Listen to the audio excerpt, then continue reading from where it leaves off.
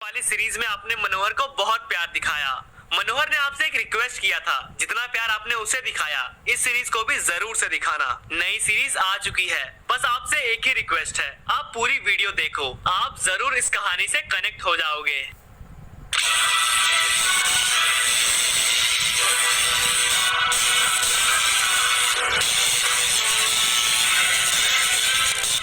शहर में कुछ तो ऐसा हो रहा है जिसे हम आम लोगों से छिपाया जा रहा है। कुछ समय से शहर में अजीब अजीब घटनाएं हो रही है और ये जो कुछ भी हो रहा है हमारे आसपास ही हो रहा है। फिर भी हमें इस बारे में कुछ भी नहीं पता। ना पुलिस हमारा साथ दे रही है, ना ही यहाँ की सरकार, मगर ये लोग हम आम जनता से कोई बड़ी बात छुपा रहे। कभी कभी तो डर लगता है, आखिर ये सब क्यों हो रहा है, इसके पीछे कौन है। तुम ठीक कह रहे हो, मुझे भी कभी कभी ऐसा महसूस होता है, कोई तो हमारे आसपास मौजूद है मगर हमें कभी दिखाई नहीं देता।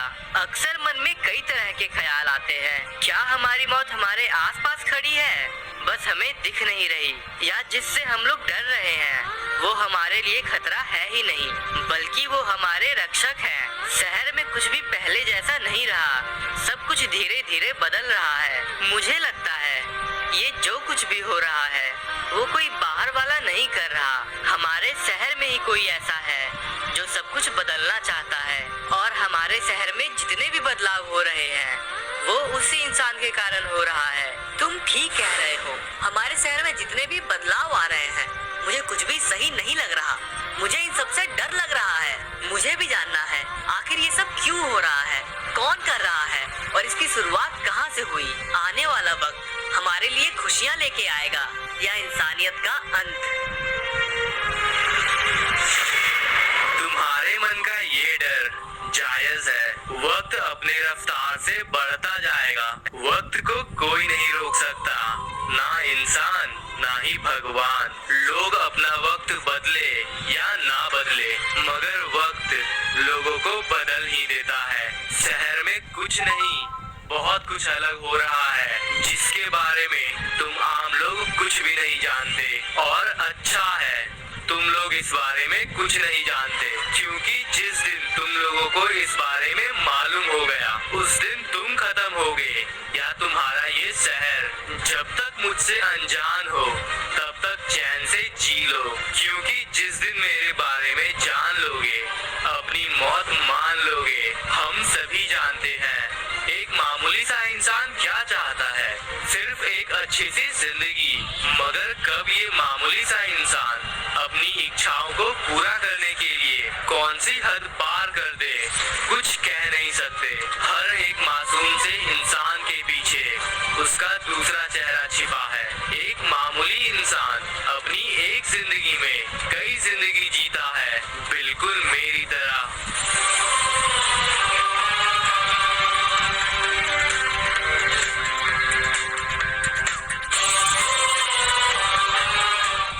कुछ लोगों के समूह को परिवार कहते हैं, कुछ परिवारों के समूह को मोहल्ला कहते हैं, कुछ मोहल्लों के समूह को शहर कहते हैं और कुछ शहरों के समूह को देश कहते हैं। मेरे देशवासियों ने मुझ पे भरोसा दिखाया, मुझे वोट दिया और मुझे उस मुकाम पे पहुंचाया कि मैं इस देश को संभाल सकूं। इस देश को संभालने की और इसे आगे बढ़ाने की जिम्मेदारी मेरी है और हम सबको एक साथ मिलकर ये काम करना होगा।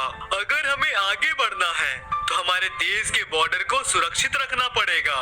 अगर हमारे देश के लोग सुरक्षित नहीं तो हमारा देश सुरक्षित नहीं। हमें हर तरीके से आगे बढ़ना है और आज मैं इसी के बारे में बात करना चाहता हूँ। आज हमारे बीच दो ऐसे महान साइंटिस्ट मौजूद हैं जिनके बिना हमारा देश अधूरा है। पहले robotics and artificial intelligence expert doctor Gautam और दूसरे neurologist and genetic expert doctor Siddharth. ये दोनों साइंटिस्ट हमारे देश के डेवलपमेंट के लिए बहुत मेहनत कर रहे हैं और मुझे पूरी उम्मीद है इन लोगों के सहारे हमारा देश नई ऊंचाइयों तक पहुंचेगा और पूरी दुनिया में अपना नाम रोशन करेगा। मैं चाहूंगा doctor Gautam and doctor Siddharth stage के सामने आए और अपने फील्ड्स के बारे में हमें थोड़ी बहुत जानकारी दे। डॉक्टर गौतम, शुरुआत आपसे करते हैं। हेलो एवरीवन, मैं doctor Gautam, robotics and artificial intelligence expert. मेरा तो यही मानना है, आने वाला वक्त एआई का होने वाला है, क्योंकि इंसानों में ताकत तो है, स्टैमिना तो है, मगर एक वक्त के बाद लगातार काम करते करते इंसान थक जाते हैं। लेकिन जब बात आती है रोबोट्स की, आर्टिफिशियल इंटेलिजेंस की, तो वो कभी थकता नहीं, बस उसे चार्ज करने की जरूरत होती है। बहुत सारे ऐसे काम हैं जो इंसान कभी नहीं कर सकते, लाइक बहुत घंटों तक काम करना, मगर वो काम मशीन कर सकते हैं। क्या एक इंसान इस पूरी बिल्डिंग को अपने हाथों के बल पे तोड़ सकता है? नहीं, मगर एक मशीन, एक रोबोट ऐसा कर सकता है। जितनी जल्दी हम इस फील्ड में आगे बढ़ेंगे, हम सभी के लिए उतना ही अच्छा है। देखा जाए तो हमारी मिलिट्री, हमारे पुलिस वाले अक्सर उन पे अटैक्स होते हैं और वो मारे जाते हैं। लेकिन अगर हमारे मिलिट्री में, पुलिस में रोबोट्स काम करने लगे, तो हमारे जवानों के जान को खतरा कम होगा। आने वाले वक्त में इंसान पेट्स नहीं, रोबोट्स पालेंगे। That's all. थैंक यू मुझे अपना वक्त देने के लिए। डॉक्टर गौतम, मुझे भी लगता है आने वाला वक्त एआई का है, मगर हम ये नहीं भूल सकते, एआई चाहे कितनी भी आगे बढ़ जाए, लेकिन उसे बनाने वाला हमेशा इंसान ही होगा। अब मैं चाहूंगा डॉक्टर सिद्धार्थ हम सबके सामने आए और अपने फील्ड के बारे में हमें जानकारी दे। मिनिस्टर साहब, आपने मुझे बोलने का मौका दिया, इसके लिए आपका बहुत बहुत शुक्रिया। ये धरती हमारी है, हम इंसानों की शुरुआत बिना कपड़ों से हुई थी, मगर आज हम इतने आगे आ चुके हैं। जैसा कि मेरे खास दोस्त डॉक्टर गौतम ने कहा, आने वाला वक्त एआई का होगा। मैं ये बात मानता हूँ, मगर फ्यूचर में एआई के भरोसे जीना हमारे लिए खतरा बन सकता है। हम सब जानते हैं एआई अपने आप चीजें सीखती है, तो जरूर एक ऐसा वक्त आएगा जब एआई इंसानी दिमाग से बहुत आगे होगी और हम रोबोट्स के गुलाम। आप सोच रहे होंगे मैं ऐसा क्यों बोल रहा हूँ, तो इसका कारण ये है, मैं नहीं चाहता इंसान रोबोट्स के गुलाम हो जाए। अगर इंसानों में थोड़ी बहुत कमी है तो क्यों ना हम उसे ठीक करें। अगर इंसान कमजोर हैं, जल्दी थक जाते हैं या मर जाते हैं, तो क्यों ना हम इंसानों के डीएनए, जीन्स को अपग्रेड करें और उनके कमियों को दूर करें। अगर ह्यूमन सुपर ह्यूमन बन जाए, तब भी उनके पास दिल होगा, इमोशंस होंगे, मगर रोबोट्स के पास कोई इमोशन नहीं। आने वाला वक्त एआई का नहीं, सुपर ह्यूमंस का है। आने वाला वक्त रोबोट्स का होगा या सुपर ह्यूमंस का, वो तो समय के साथ पता चल ही जाएगा। हमें बस एक फील्ड में नहीं, बल्कि हर तरीके से आगे बढ़ना है और अपने देश को बड़ा बनाना है। आज की ये मीटिंग आगे बढ़ना है और अपने देश को बड़ा बनाना है। आज की ये मीटिंग यही खत्म करते हैं और मुझे उम्मीद है आप लोग मुझे जल्द ही अच्छी खबर देंगे। जय अल्पाइन।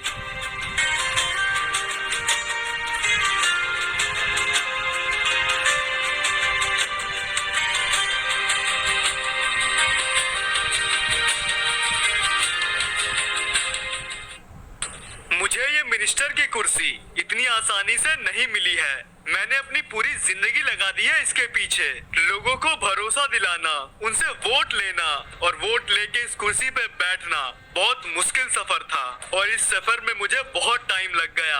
आज मेरी उम्र 50 साल हो गई है, लेकिन मैं नहीं चाहता कि मैं कभी मरूं और मुझसे ये कुर्सी छीन जाए। पावर में रहते हुए मैं कुछ ऐसे रूल्स बनाऊंगा जिससे ये कुर्सी मुझसे कभी ना छीने। लेकिन एक ना एक दिन मेरी सांसें भी कमजोर हो जाएगी, मैं भी कमजोर हो जाऊंगा और मेरा अंत हो जाएगा।